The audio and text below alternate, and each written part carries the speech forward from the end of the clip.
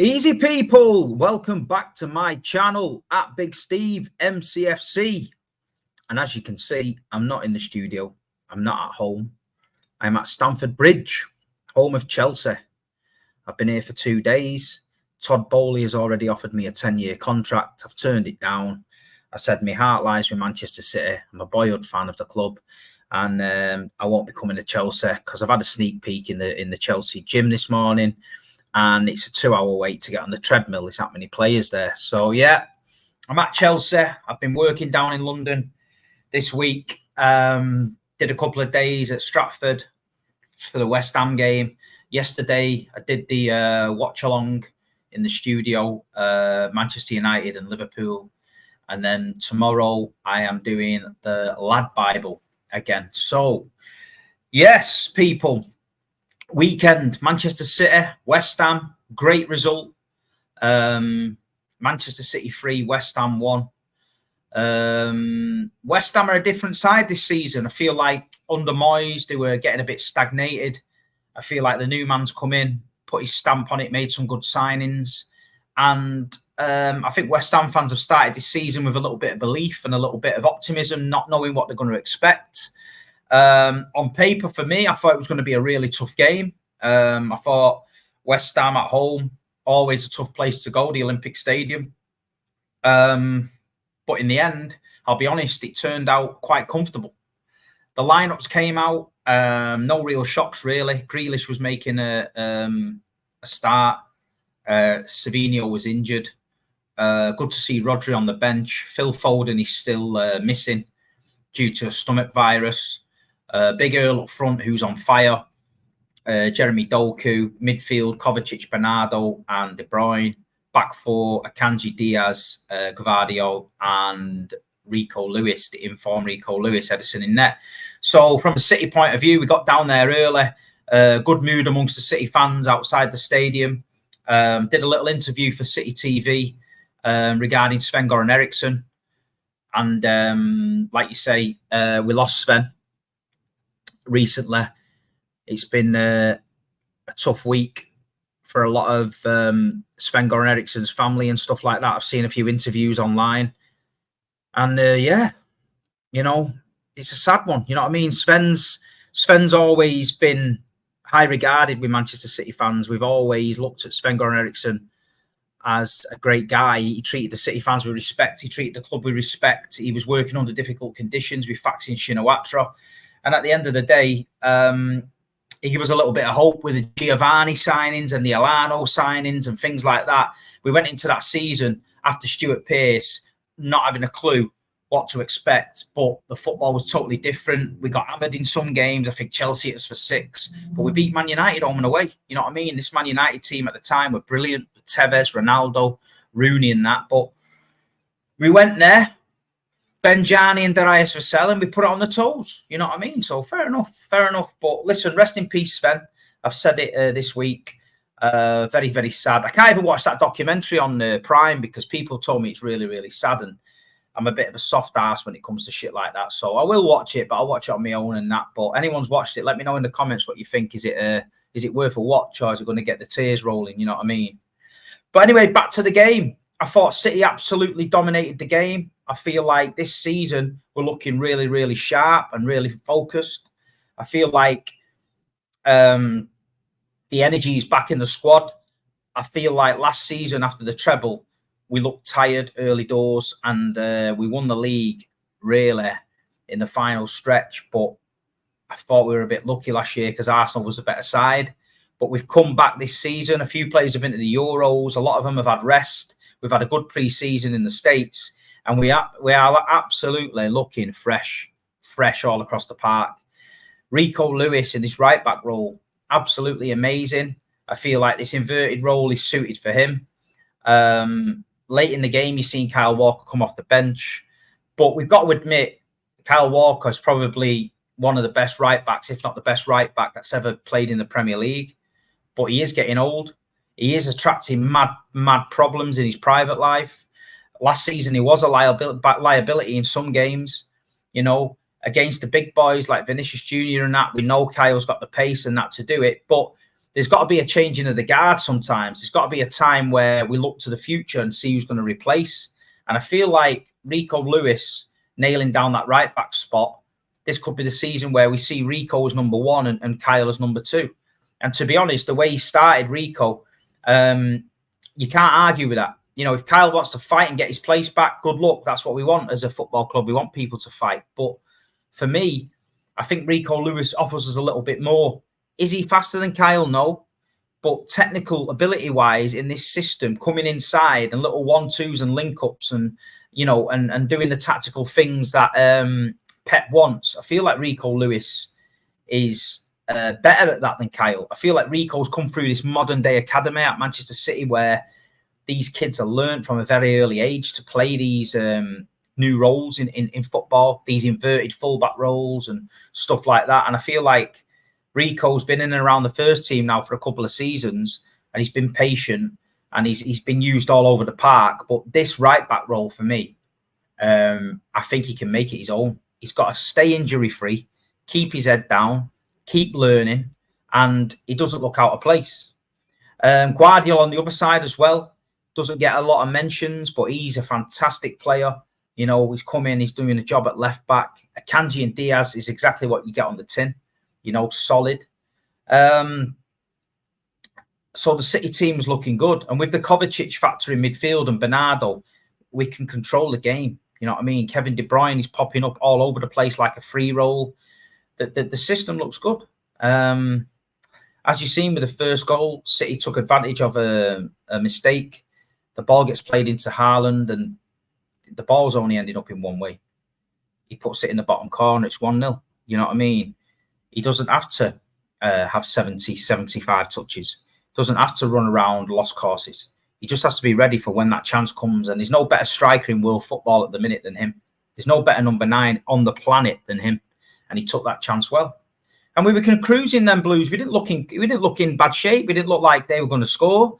Jared Bowen gets down the wing, gets a cross in, takes a deflection off Ruben. It's in, it's 1-0. But I tell you what, we didn't panic. Watch the players.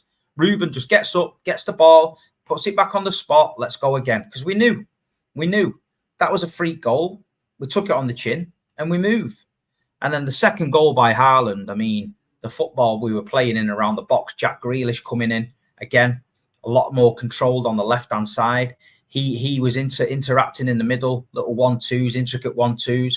And then Haaland just, I think Rico Lewis lays it to him. He takes one touch, gets it out of his feet. Bang, top corner, 2-1. Then you just knew. It's City's game to control. Do you know what I mean? We spoke about it last week. We've signed Ilkay Gundogan on a free transfer. He's one of the best out there. Everybody at Man City knows what we're getting. People outside looking in thinks we're going backwards, getting an older player back. You couldn't be further from the truth. He's absolutely invaluable. And you could see on Saturday, West Ham started to get the noses up and have a little go. Kudus, who's a fantastic player, and Bowen were trying to put it on us. But all City did was bring on Ilkay Gundogan and slow the tempo right down. Let Ilkay just come in, connect all the dots, zip the ball around, keep it nice and tight. You know what I mean? No problem. And I thought we did really well. And I think last season's word of the year for me was efficient. I think this season's word is control. I think Manchester City control games. And I think that if you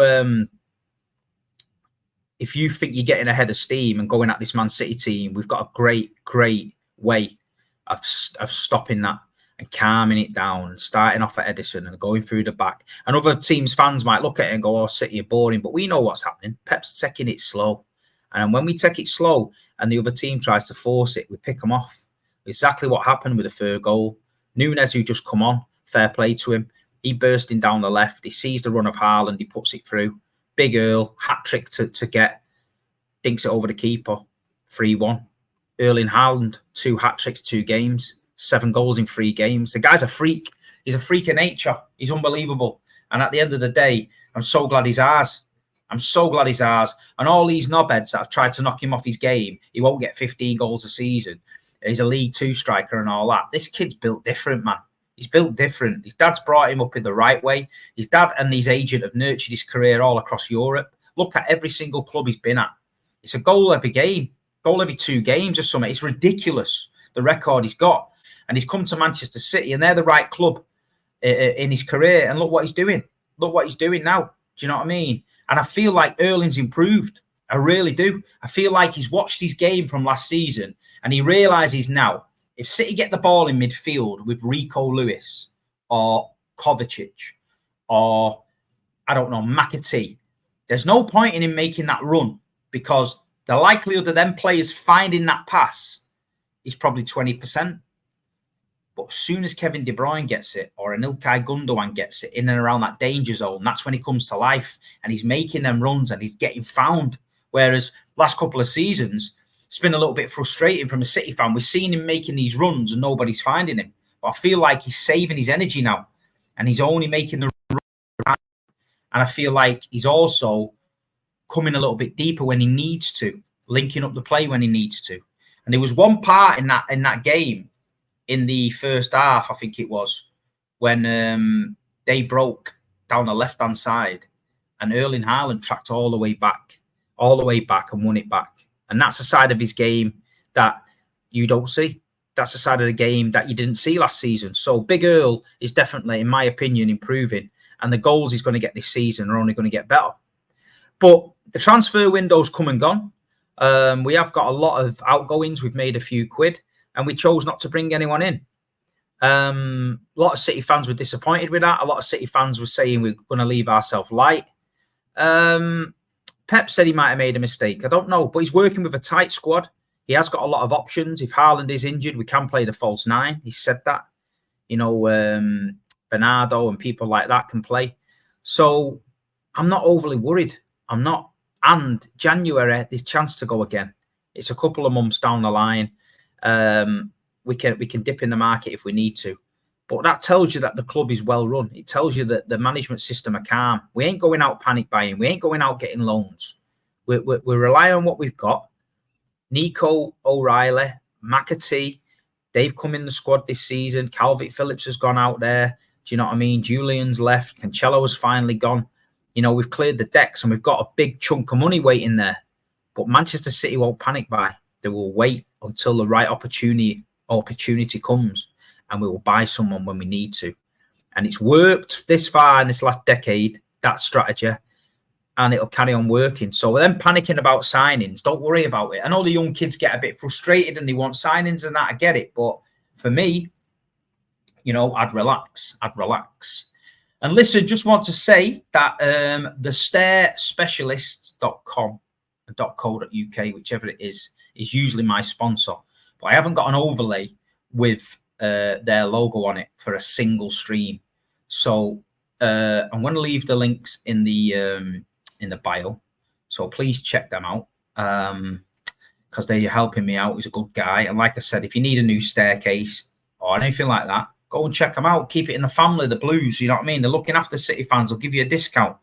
A few of you have already used him and texted me and said, Steve, Tom and the guys have looked after me and that with a staircase. So check them out. I'll leave the link in the bio. But now it's international break. Always frustrates me, this international break. Just as the season finally starts building a steam ahead, you get an international break and it pisses you off because you feel like they've all got to go away now for the country. Are they going to get injured against fucking Moldova or Azerbaijan? So that pisses me off. Pep must be sat up at night worrying to shit about it. And then we come back and we're straight in again. Big games, Brentford, Arsenal, Inter Milan. So, you know, we've got to be ready. Speaking about Inter Milan, the Champions League draw was done, which was different. It was very, very different to what we're used to. But the draw was quicker. I worked on Manchester City TV, and we were relatively quickly done, where usually it can take hours. So I was grateful for that.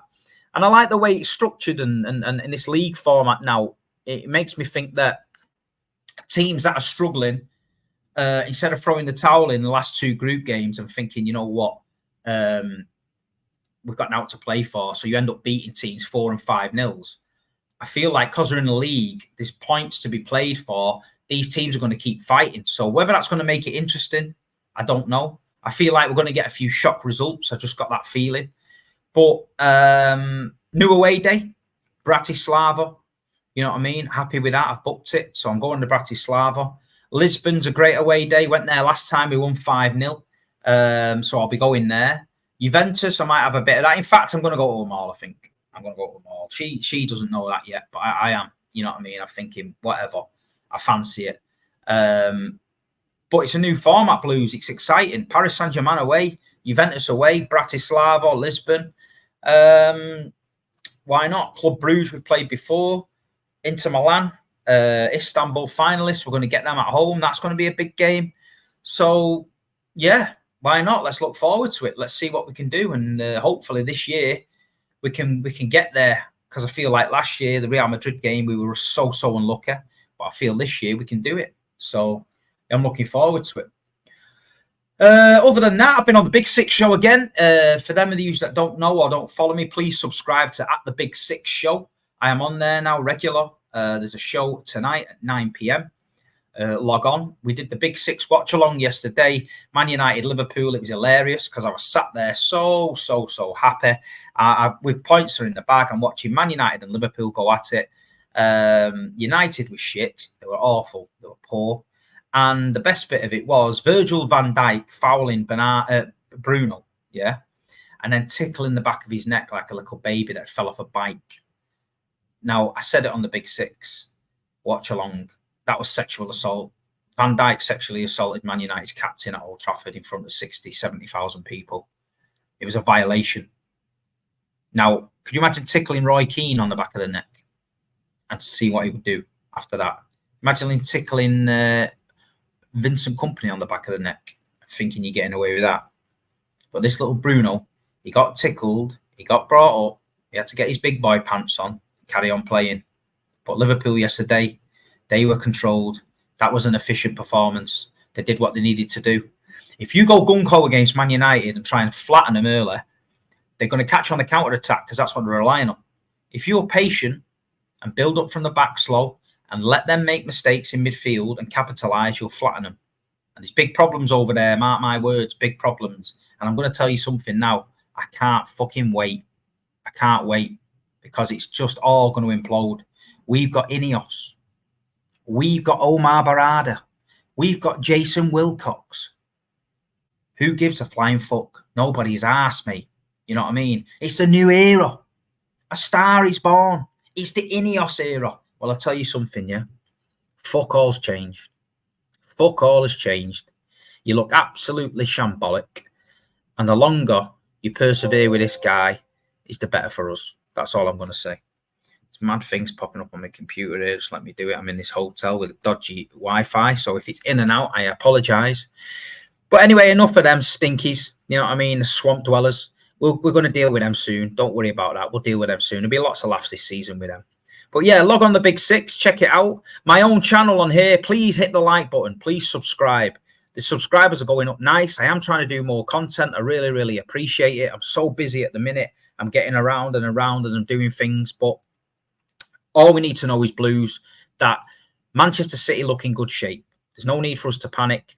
Have a rest this international break. Spend a bit of time with the family. Go and fix the fucking skirting boards that your wife's been nagging you about for weeks. Take the kids to the fucking pantomime or the park with which your wife's been nagging you about for weeks. Make it the most of it with no football, no City. And we'll all be back soon at the Etihad for Brentford. So, yes, people, thanks for watching. Really appreciate it. Hit the likes. Leave me a comment in the comment section. I do read every single comment, even though if I don't reply to your comment and I like it, you know I've read it. And just thanks for the support. And I was at West Ham on Saturday, and a lady came up to me before the game, an elderly lady, and she said, Steve, I don't usually come over. I see you about, but I don't usually come over. She said, when you did that speech on the podcast and you said, you know what, Man United, we've done your list, you do our list. She said, it made me cry, Steve. And I was really emotional about it. And you know what? It nearly made me cry because I could tell that this lady, it hit home. But things like that I say, that's things from my heart, things that I really feel, you know what I mean? And that's why doing that watch along yesterday, watching United get hammered, it's fucking joyous. It's joyous. And they'll say, oh, Steve, yeah, you shouldn't care about Man United. I don't care about Man United. But I can't forget the shit they put us through when we were younger, man. So at the end of the day, I think I've got PTSD, and I don't give a fuck. I love it. And like you say, when City win, it makes it even more sweeter. So that's the end of the stream. Manchester City 3, West Ham 1. We're rolling into the international break in fantastic shape. And we'll see everybody at Brentford. Up the Blues. Thanks for the support. Come on, City. And I need to get out of this fucking Chelsea hotel. It's full of gremlins. Laters.